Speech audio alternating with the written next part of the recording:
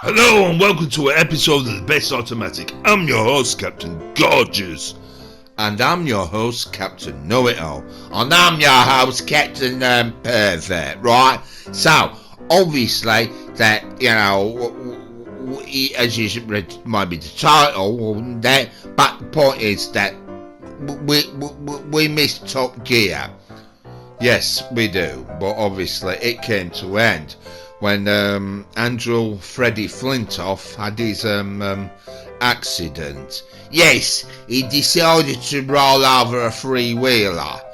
Well, yes, I don't think he decided to do it, but accidentally he did.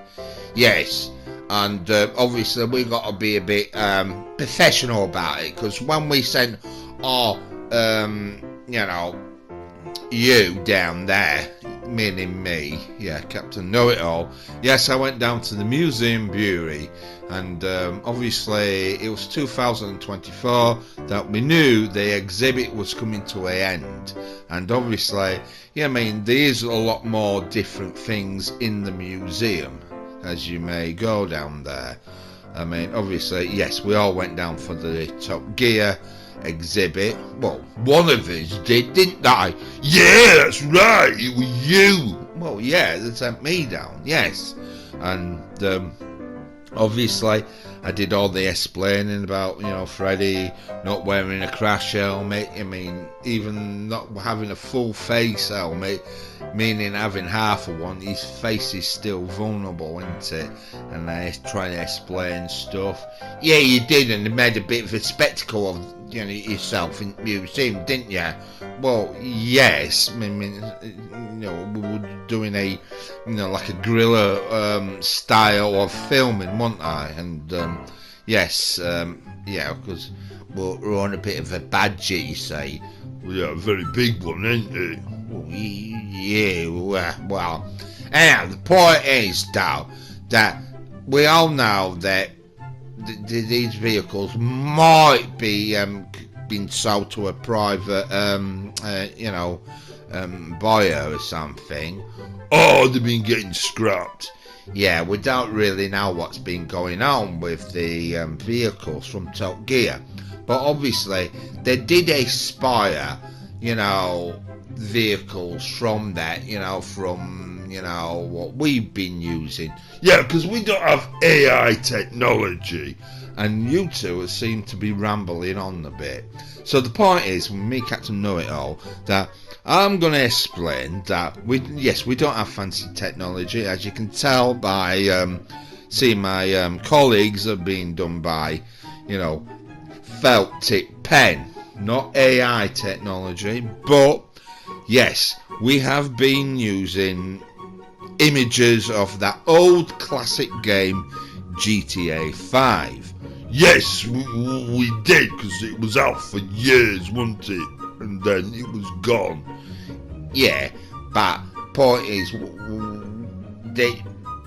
when it was out, they brought a very famous vehicle out, didn't they, from Top Gear? Yes, they did. They came out with Jeremy McClarkson's toy Boat R, right? And as you can see there, you can tell straight away it's based on that. And we did an amphibious challenge that, there's more on one amphibious vehicle that came out. And obviously, we got the inspiration from Top Gear and tried to, replicate it, as we should say. Well, not as such, but obviously, imagine, because the BBC couldn't handle it, and they could have sold it to, ITV. What would they do that for? Well, because they bought Gladiators or something, didn't they? Well, yeah, they have got that as the BBC, but that doesn't mean that they want Top Gear, does it? Well, we don't know that, do we? Because we're still wondering when it's going to come back, if it comes back, or would it come back. The point is, in 2024, the exhibit was closing. Yeah, we all established that already. Yeah, we have, haven't we? Well, yeah. What happens if nobody doesn't know what the show is about? What you mean? Like I said, what I mean is, what happens if nobody doesn't know actually what the program is actually all about? Well, they wouldn't have put this on, would they? Well, doesn't mean our title that, they might think it sounds interesting, What? Top Gear? Well, yeah, because obviously, times have moved on and there might not be such things as gears. But there's still gears in them, electric motors or something, isn't there? Yeah, let's try not to get too technical, right? Because obviously we all get confused, don't we? Well, some people do. Anyhow, the point is, what we usually do is actually play a clip of it, don't we? Yeah, that's a simple thing to explain. I mean, a lot of it was based on Jeremy Clarkson, and I think he really wanted to do something like, interview people. Yeah, and especially talk about their cars, history. Yeah, I think because obviously, we all know that poor Jeremy was bullied at school. Well, yeah, and the only way he could actually sort of fight back was not to punch him, because obviously they'll sue him, but when he was a kiddie winky, I think he came out, like rubbing the status about, what sort of car their dads drive. Yeah, and obviously, with that, category, we would say. Yeah, it's like, when you got your like he had, like his daddy he had his his Mark II Cortina, and he always had badge numbers. Look, lads, we're just rambling, aren't we? Well, yeah, but obviously, shall we just put the clip on? Well, yeah, I think we should actually. Now, when most comedians come actors, make it to the big time, they buy themselves a big time car. Rowan Atkinson, for instance, bought himself a McLaren F1. Steve Coogan got a Ferrari 355. Norman Wisdom, well, forget that one. Anyway, our guest tonight, when he made it to the big time, he bought one of these. Are we ready? Right, here we go. Look at that. It is a Vauxhall Cavalier convertible. Apparently this guy was devoted to making people laugh even when he was on his way to the supermarket. Shall we meet him? Ladies and gentlemen, Harry Enfield.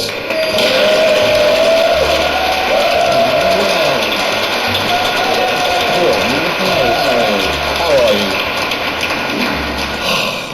What in God's name possessed you to buy one of those? It's absolutely lovely car, very reliable motor, the Cavalier. But I did feel like a bit of a, because I'd sort of become slightly famous, and you find yourself, it's the only convertible I've had go up to the lights in the middle of London, because I've always lived in London. You're sort of in the lights, and you've got the roof down, and people crossing the road in front of you, and they look in, they see you, you, or loads of money.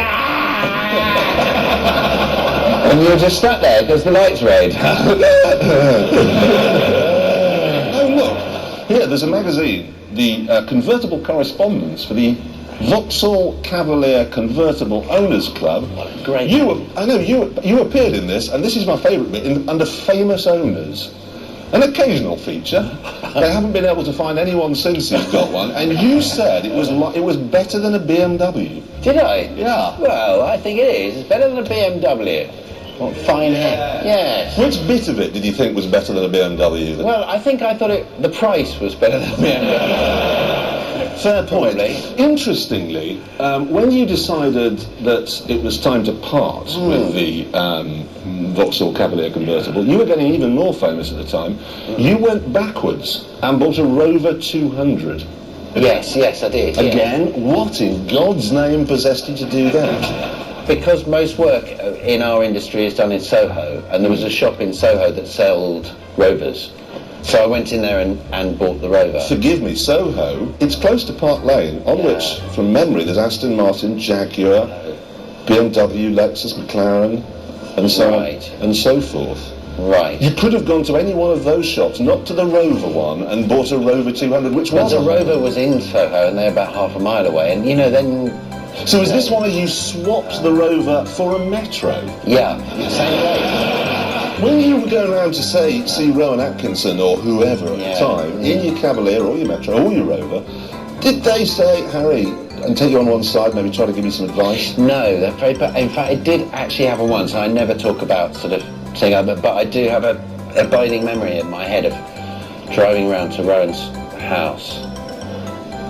It sounds very show busy, but it's the only time it's ever happened. And Robbie Coltrane was there, and Stephen Fry and Hugh Laurie, and they all had nice cars. And I arrived in my Cavalier, and they were all outside. It was a nice day, and they were all talking about each other's cars, and they looked at me, and I looked at them, and no one ever mentioned it. Just no one ever mentioned it. There's nothing you No can one say. ever mentioned the car. None of them ever. Anyway, what have you got now? Let's. Now we've got a Mercedes Estate. Yes. Very Nice. It's very small, and it's too small. And my wife's got a Mini. Very good. Have you seen this? Yes, I want that car. It's called a Volvo. I want It's that got car. 7 seats, and Oh, there's a picture Oh, of it on the look, screen. that's a Volvo, because I'm not allowed to drive because my wife likes to drive. So I have to sit in the other thing, and at the moment I sit in a car like this with an airbag here. This one, it looks very big. I either want this or the BMW one, which we tried out. It's fantastic. No, you don't. It's great. It's I fantastic. assure you, you And don't it's the want it. ideal car You don't. for my wife to drive, because she's got blonde hair and we live in Notting Hill, and that's the car that people drive. You're not just here to chat today. Aren't I? No, because earlier today, we had you doing some work. Oh yeah. Absolutely. You see, the thing is, every week we are going to run an item called a star in a reasonably priced car. We got the star, obviously. What we then needed was a reasonably priced car. Now, we talked to Hyundai. They said no. We talked to Nissan. They said no. We talked to Daewoo. They said no. Then we talked to Suzuki, and they said sure. Heveliana. £9,995 on the road. In fact, it's over there. There it is. And what a beauty it is. The most beautiful car I've ever seen. And what in the world, absolutely. And the idea is that every week our star will take that round our test track, see how fast he or she can do it, and then we'll post that time on a board, and at the end of the series we'll be able to name Britain's fastest celebrity. Trouble is, of course, we weren't going to let you go out first of all. I had to try it with the other guys, and this is what happened.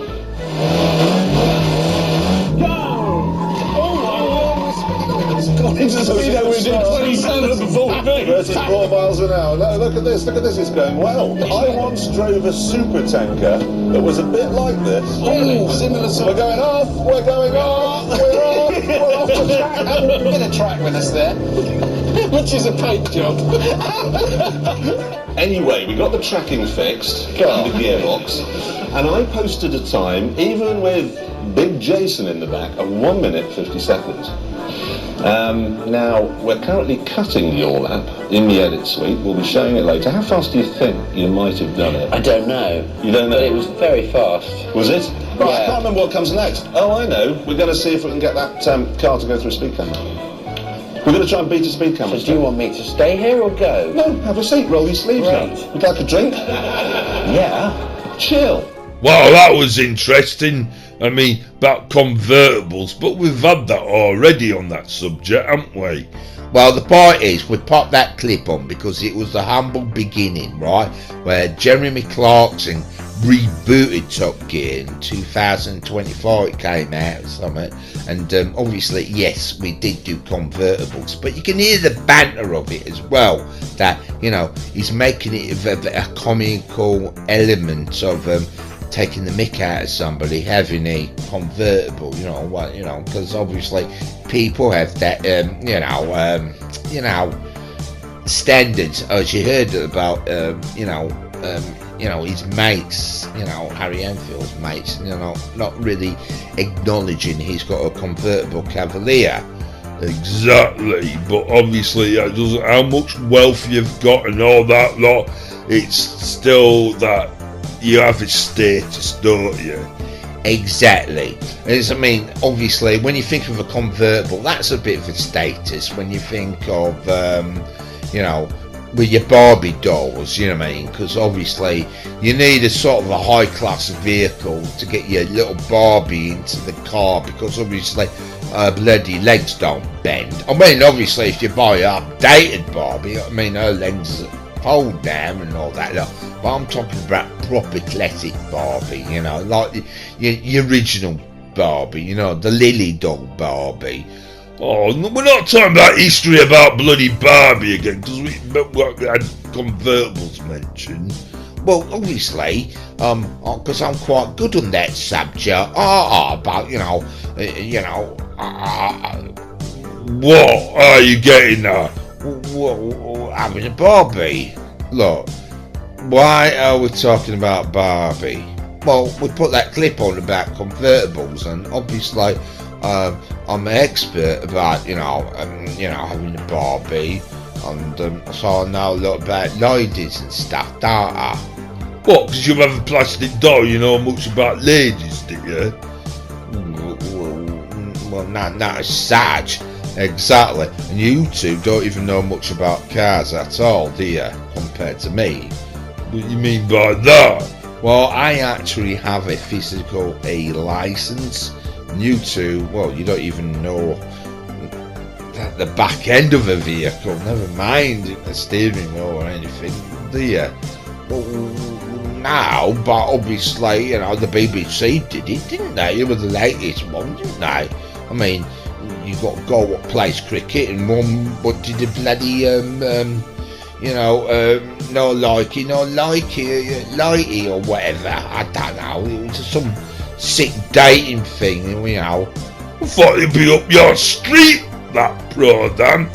Well, yeah, I mean, you know, looking at ladies and all that lot, but I didn't like it when it went vice versa, and it was just like one woman and a load of men. All right. Why? What was wrong with that? Well, you only had one person to look at, didn't you? Or focus on. Oh, you're just an idiot, aren't you? Look, where are we going with this subject? Well, the point is, right, what I'm trying to get at, that if you've been noticing, everyone, that obviously that they're talking about status, and as you realise that Harry Enfield went to see his other comedian friends, and all of a sudden started making money, and next thing you're left with your imagination what sort of cars they had, don't we? And there's one certain car what stands out when you think of making money. What's that? Well, if you think of Rolls Royce, what do you think of? The Union Jack. But technically, it owns, well, Germany owns it, don't they? Oh yeah, they do. Yeah, but technically, we always have that heart of thinking, when we do think of Rolls Royce, we do think of the Union Jack, don't we? Yes, we do, because we think about royal family, you know, going around, because it's a bit of class, high status, I would say.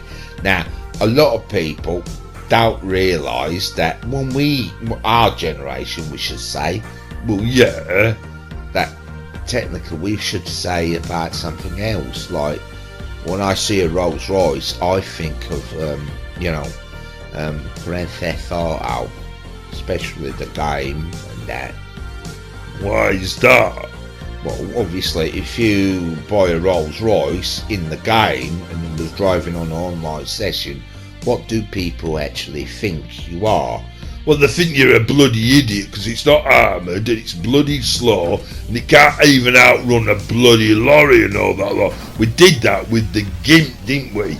And then I'm not so tame racing driver, and it wasn't happy about it, was it? And it didn't like the situation it got itself into, did it? Well, yeah, the point is, yes, we did let the Gimp have a Rolls Royce, didn't we? And, it's not the best, vehicle to get you out of a situation, but we always think of the snobby status. But, no, the point is to get really back to the roots, is why is that Rolls Royce in Grand Theft Auto? Well, obviously, and when I think about it, really, that I think of Ron Howard exactly correct, Mondo, because he's right there. Because that's what I thought as well, you know. I think that's why Rockstar Games might have brought that, because it is a homage for Ron Howard. Because Ron Howard, it was his first humble beginnings. I mean, obviously he's a child actor and he made loads of money and stuff, but technically his parents sort of helped him out by looking after his money and didn't get, you know, made sure he didn't get big-headed or whatever. But the thing is, he didn't. I always think that young man sort of made his mind up what exactly he wanted to do from the humble beginnings. And what was that then? Well, he wanted to be a director, and he was sticking he wanted to be a director. So when he got the opportunity to actually direct a movie, his first one was Grand Theft Auto, and it is quite an interesting story of history about, you know, listening about Ron Howard, and especially his dad and his brother. I mean, because they got involved and had to help him on his first movie, and yeah, I like to do a homage for the guy, you know what I mean? Oh, that's quite sweet, yeah. So I'm going to play a video, okay? Well, that's quite turn out for the difference, isn't it? Never mind interacting, so I'm going to play the video, right? Because it's quite sweet, you know. Right, okay. Let me tell you about a movie experience called Grand Theft Auto. Ron had done a movie, starred in a movie for Roger Corman called Eat My Dust. The movie was hugely successful. After Roger came to him and said, Ron, how about we do another movie? Ron said to Roger Corman, I'd be happy to do another movie for you, but he said, I want to add one other job, which I will do for nothing. And Roger said, what is that? And Ron said, I want to direct. And Roger looked at him and kind of grinned and said, you always look like a director to me. He and I had written a script called 'Tis the Season. And Roger read it and called up Ron and said, Ron, this is one of the best scripts that's come across my desk in 5 years. But it's not the kind of thing I do. If you and your dad can write a script called Grand Theft Auto about young people on the run, we got a deal. So Ron came to me and said, Dad, can we write a script called Grand Theft Auto about young people on the run? And I said, well, sure, we can do that.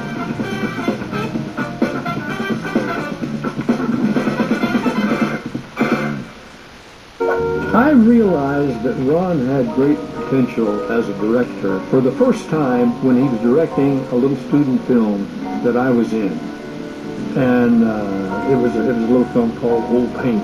And he gave me a piece of direction. And I suddenly realized, oh, this is somebody you pay attention to. I do remember Ron having the dream and the desire to be a movie director. It was something he had planned for, and he had made what started out as some cute home movies to where he was making, as a high school kid, he was making legitimate short films. So I wasn't really surprised when he was able to take hold and really direct the film. As far as becoming hugely successful, well, I've been in this business long enough to know that it's really, really competitive. It's really a tough business.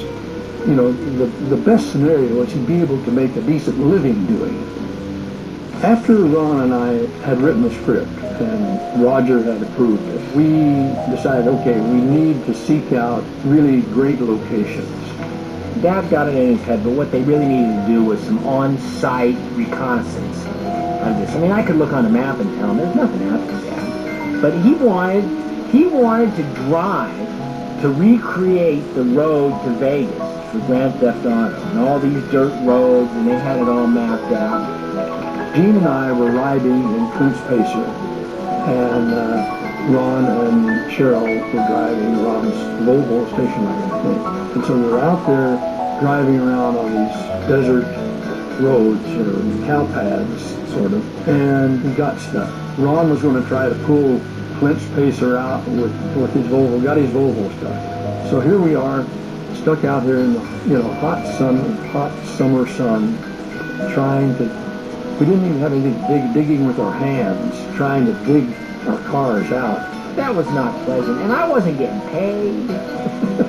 I was just an actor going to get a couple of $1,000 to be in this movie, and all of a sudden he's got me, wheeling my new car out across the desert. And finally some guy at a four-wheel drive vehicle saw us, came over, and towed us out.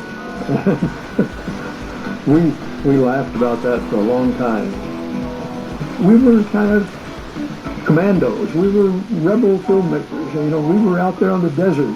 I remember we had this scene where we blew up the bridge. But now the bridge is over here burning. And John Davison, who was really just an on-hands producer, picks up a shovel and goes over and starts throwing sand on it to smother the fire. And of course, I'm associate producer. I see John doing that. I go over and pick up a shovel, and I start helping him. And we put out the fire. Jesus, did you see that? We had so much fun choreographing the car chases. You have your little toy cars, and you move them around like a checkerboard almost, so you know what you want to have happen.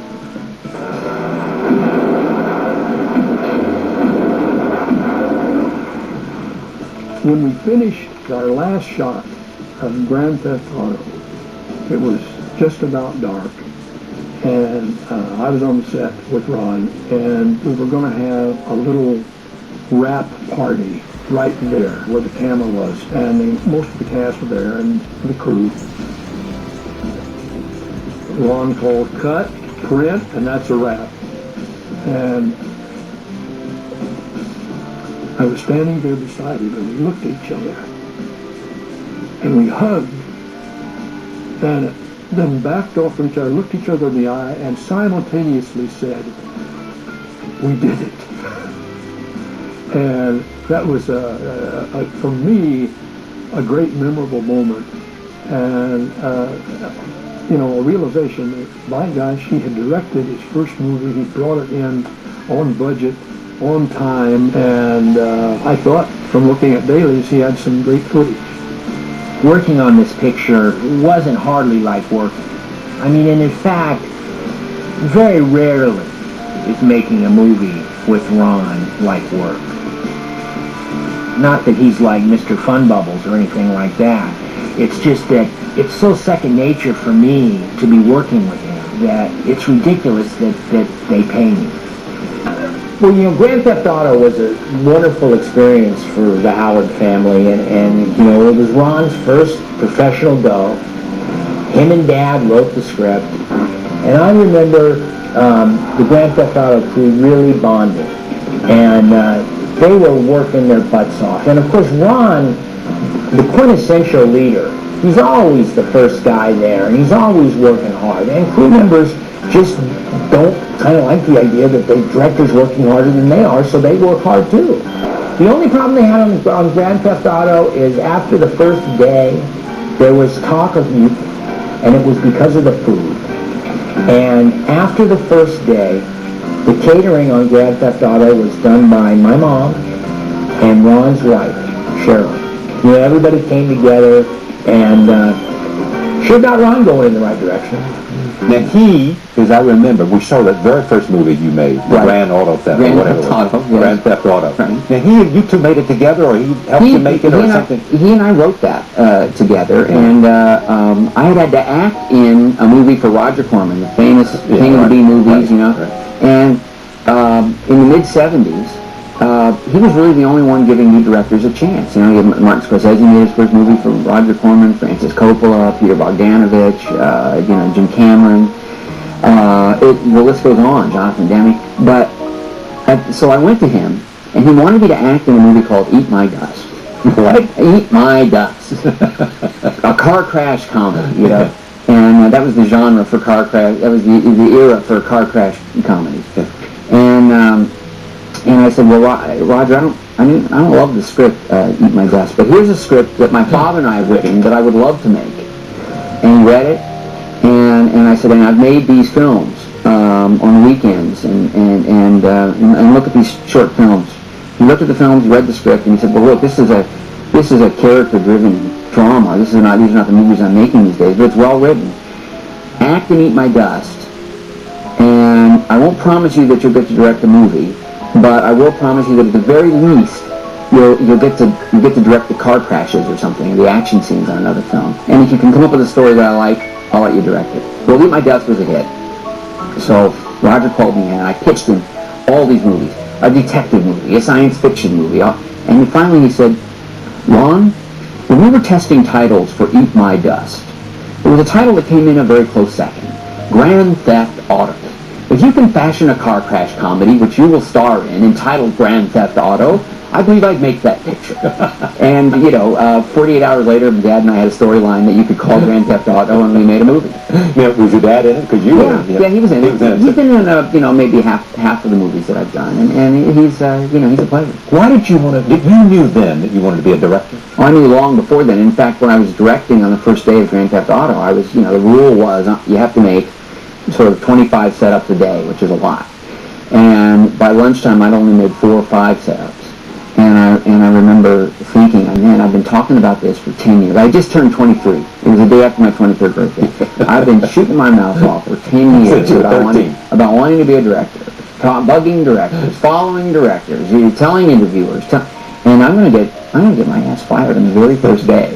And fortunately, that didn't happen, and I had a great experience. And when it was over, look, as silly as that movie was, I realized that I actually loved the process of putting a movie together even better than I ever imagined it would. That reminds me. I remember very clearly hearing that, there's going to be this movie, Grand Theft Auto, and it's directed by Ron Howard. Now, since then, we're very familiar with the idea of an on-camera person directing a film. But I remember at the time thinking, what? Yeah. It wasn't done. It didn't feel like this is really, Well, I felt that pressure because, I was that. I might as well have had that famous T-shirt. What I really want to do is direct since I was about 14, and I would get the most sort of patronizing responses when I would admit it. But I also made the most out of those situations, and I would hang with the directors and take notes and do all kinds of things. But that was not a transition, and particularly to have been a kid actor on a sitcom, the whole thing it was ludicrous in people's minds. You must have a confidence because you knew on some level I got this. Yes, I did. In fact, I directed. Started shooting Grand Theft Auto the day after my 23rd birthday, but I was disappointed because I had really planned to direct a feature while I was still in my teens. That was my goal, Again, the business was so much more closed then, and there was not even any like MTV or anything where you could go and prove your chops somewhere. Today, people can make a film using their phone. You take this phone and you make something, and people go, hey, that was, and then you put it online, and if you don't need to convince a studio if it gets like, this got 10 million likes. Yeah. You're good. You have a chance of making something. Well, by the way, I just got to jump to the documentary that we're going to talk about. Jim Henson. I made a documentary about Jim Henson and the Muppets, but he and his wife Jane were so much like the young content creators of today. Yes. Because they're the new medium, the new thing, the tech that was interesting to them was TV, which was just brand new. And he wasn't even interested in puppets, but he loved television. He wanted to be a part of it. He was, he was living in Washington, and he went down there and just kind of they were looking for a 5-minute puppet show to go with the news. But they were just experimenting with TV, and he got in on the experiment along with Jane. Ultimately became his wife. But you look at these crazy little 6-second commercials they did, and these little 5-minute bits they did for after the news hour, and it was so inventive, and it was all bets are off, and just kind of whatever you want to do. But they were getting their 10,000 hours in, and they were doing what a content creator does now, which is find your voice, see if anybody's interested, figure out what they're interested in, and go for there. Well, at that time there was really no outlet like that for me. I mean, I literally was thinking about going down to public access television and trying to do a show on public access television. Was getting the chance to direct a feature film. Entertainment was so much smaller. You said it was closed. It was a very insular world. Yes. There's 3 networks. Right. There's a couple of studios. They make the stuff. They decide who the people are. And so it's very impossible to crack into that. Yeah. And especially if they have a preconceived notion. Like, I'm sorry, you're the guy from Happy Days and you're Opie. Now, I could have had a chance to direct Happy Days episodes in a contract renegotiation, but I said no to that because I didn't want anybody other than Jerry Paris to direct. It would be not fair to the cast. And the other thing I thought was, well, what if I whiff? Every once in a while, an episode doesn't work. Yeah. And if I do well, they say, well, it's a show. If I have an off episode, then I can't even direct his own show. Right. And it's 3 camera, not what I wanted to do. But Roger Corman was one of the few people who was taking that kind of a risk, and I knew that about him. And he wanted me to act in a movie called Eat My Dust. And I read Eat My Dust, and I didn't much care for it. I saw no Oscars no Oscar opportunities in that one.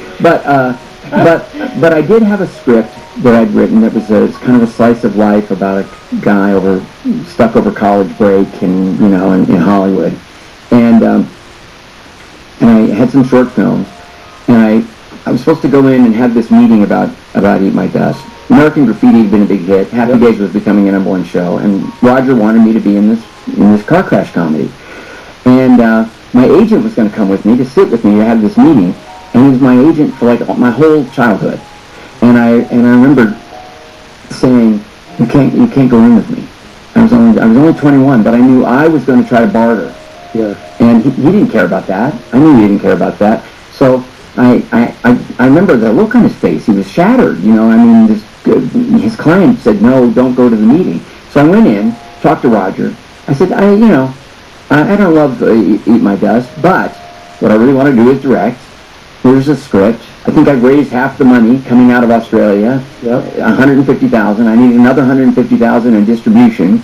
And if you do that, then I'll happily be in Eat My Dust. He read it. He got back to me. He looked at my student films, and he said, well, that's a character piece. It's very well written, but it's not what I do. And he said, here's what I'll promise you. If you act in Eat My Dust, I'll give you a chance to write a script. If you write the script and I like it, and you're willing to be in it again, then I'll let you direct that. If that fails, I'll let you direct the second unit on something, in the car crashes or the fights or something else. So I thought, okay, so my big, I leveraged my way into a second unit job. Yeah. That's going to look great on the resume, but I took it. And when Eat My Dust succeeded, I went in and I pitched so many different ideas, a sci-fi thing, a noir thing, just different kinds of projects. And he smiled and he said, when we were testing, he was very erudite, Roger. Yes, I remember, yeah. He'd been to Caltech and he was an engineering, an engineer at heart. He said, when we were testing titles for Eat My Dust, there was another title, came in a very strong second. Grand Theft Auto. If you can fashion a car crash comedy that we can correctly entitle Grand Theft Auto, I'd probably make that picture, yeah.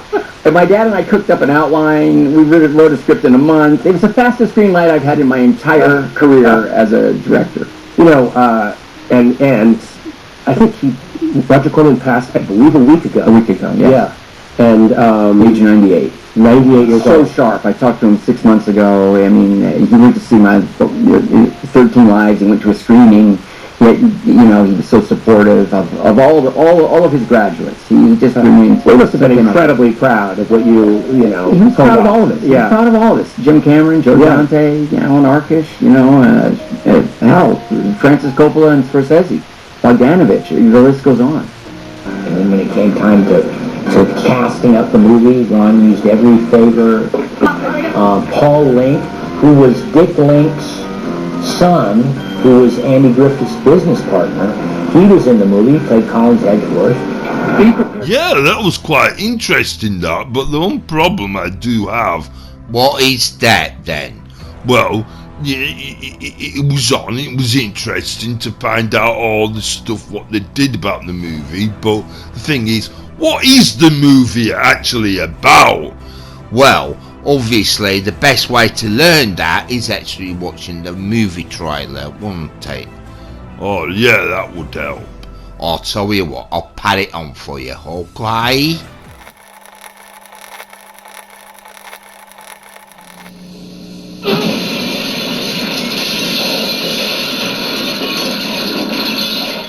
I'm Ron Howard. This is Grand Theft Auto. Grand Theft Auto is a love story. With cars. And I love him, and that's why we're going to Las Vegas to get married. I want my Rolls Royce. This Rolls Royce isn't exactly mine. Want to pull over and fool around a little? Also, it's a comedy. With car crashes. And you know how reckless these young people can be.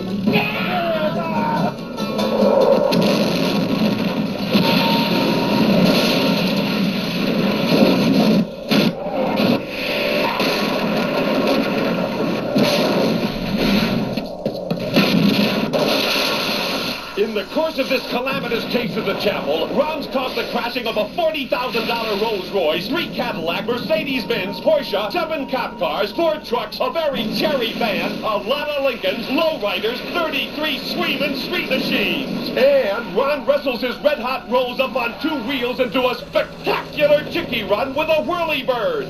But don't worry, they'll pull off! Don't worry, they'll pull off. They're gonna crash! Look out, Vegas. We're coming in. Grand Theft Auto, directed by and starring Ron Howard. Well, hell. Wow, that was interesting. But the thing is, though, we've got to realise that we've got to do a show, you know. I do know that, right? Well, the thing is that we've got to do a challenge, and we always do, you know, get our not-so-tame racing driver to go around our test track as well with a vehicle. So don't forget that as well. Well, yeah, I know how the damn bloody show goes, don't I? Been on it for so many years, haven't I? Well, yeah, but I'd just like to remind you because you keep whittering on and dragging it all out and that. I have not been doing that at all. Now, we're on this subject with Rolls Royce, and why don't I just show the footage of, you know, with a not-so-tame racing driver going on an online session. Ooh, that's risky. Yeah, it is risky, but we always send one person in on an online session, the one and only not-so-tame racing driver. That where it is. Driving maybe the Ron Howard look-alike Rolls Royce in Grand Theft Auto. And obviously, you can presume that it is actually maybe a copy or carbon fibre of a, you know, Steven Spielberg movie Duel. Now, we all know that Steven Spielberg's first real big film was like, you know, and all that. No, but obviously, his first hit was really a TV movie. Called Yeah, we all know that. Well, Ron Howard was a child actor, you know, and obviously he wanted to have a go at directing, and we all know, you know, with Grand Theft Auto, and I think, you know, my imagination, this is why Rockstar kind of brought that vehicle out, if you think too sure, because obviously that movie, you know, must have inspired this game. I don't actually think that might be technically right, but yes, it would be one of the great influences that it could have been. I mean, yes, I would agree, and obviously it is a homage seeing the Rolls Royce, and maybe this is why it was comical when our not-so-tame racing driver actually entered that vehicle at the airport, and then obviously got chased by the intimidating truck. What we always duel, because it was like a first petrol head or diesel head horror movie. Yeah, exactly. Yeah, I'll agree on that. Yeah, that's good. Yeah, but the point is that we were trying to fare at that. We wanted to ask our producers that could we buy the Rolls Royce. Well, obviously, we were interested in having the Rolls Royce, but we do know that the car has got elegance and all that lot, and yes, it's a homage to Ron Howard and, because that movie, but is that vehicle really good to be online with? Well, technically, as we had the game just experimenting and going on that vehicle, because this vehicle was actually totally free, but we did persuade our producers to actually buy the Rolls Royce, but obviously times changed on the game, and the only way we could wait is while we're coming up on ceiling, Yeah, that's right. So we had to wait to buy this vehicle at the time, and obviously we will be seeing how our GIMP actually handles that vehicle on our not so our best automatic test track. Yeah, but as you can see, all the action is quite exciting, and it's a night shot chasing our GIMP, and obviously you can see our GIMP is not highly that skilled. Maybe I'm not so tame racing driver, it's maybe really good. Well, it is actually, it's not doing too bad. I mean, it's got an armoured vehicle chasing it, and obviously, it keeps getting shot at, and as you can see, how long will this Rolls Royce last? Well, yeah, it'd be quite interesting, and it was quite fascinating actually seeing the game trying out this video. And this is what I should refer as our challenge, seen on this page. Alright, so what we're doing after this? Well, obviously it'd be the best automatic test track footage, and seeing how we got this car can go around, because we did manage to let us have this vehicle. Even it's totally rubbish, and it's not really armoured, is it? We did point that out. I know I did, but we're stating the bloody obvious, aren't we? Well, you think with people with these cars, they should have them bulletproof and that? Well, yeah, but armoured vehicles, yeah, very interesting, but yeah, if you think of the Rolls Royce, they are a heavy vehicle for, even it's got the most powerful engine, doesn't mean, they're not that classed as being, built for speed. Yeah, so we're sort of dreading when we see it on the test track, aren't we? Yeah, so I think we should see that image now, shouldn't we? Yeah, I think we should. So we've got our not so tame racing driver, the GIMP.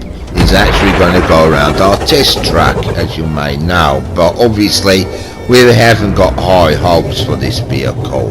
Built for luxury and standards for the royal family and stuff like that, a British heritage of the classic of a Rolls Royce, but yeah, it's not built for speed, and obviously it's got a powerful engine, but for delicately a smooth ride and luxury. Yeah, but look how the GIMP is it's trying its best to go fast. Well, I don't know, but it's not really all-terrain off-roading. You won't enter that on the Baja, would you, or something? Well, I'd be amazed that some people would do, wouldn't it? It'd be quite a good gimmick. I think somebody has, but obviously,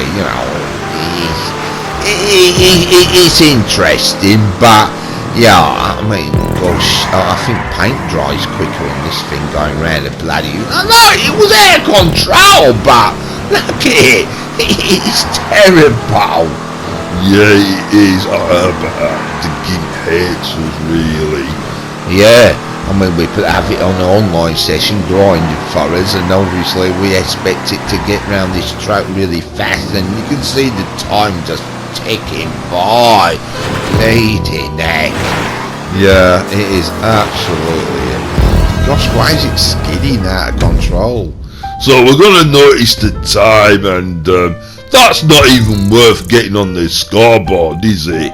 Well, we're not going to bother with the scoreboard at all with that, because we know the rules that, you know, we ain't got enough spaces, you know, for 10 cars we have, but, you know, anyhow.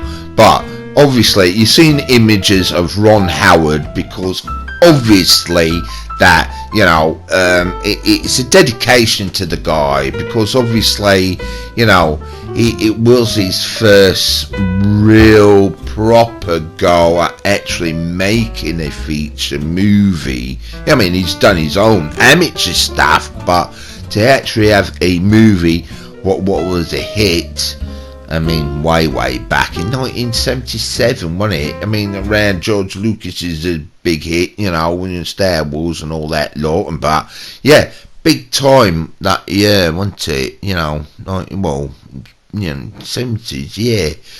Yeah, you're just rambling. But nice adaptation.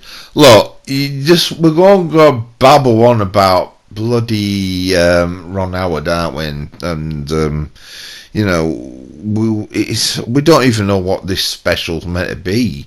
Well, we did start off with Top Gear, and you've seen the images of Ron Howard, and obviously, technically, I think really what I should do is, and for everyone else out there, so on that hard-boiled egg, it's time to end the show.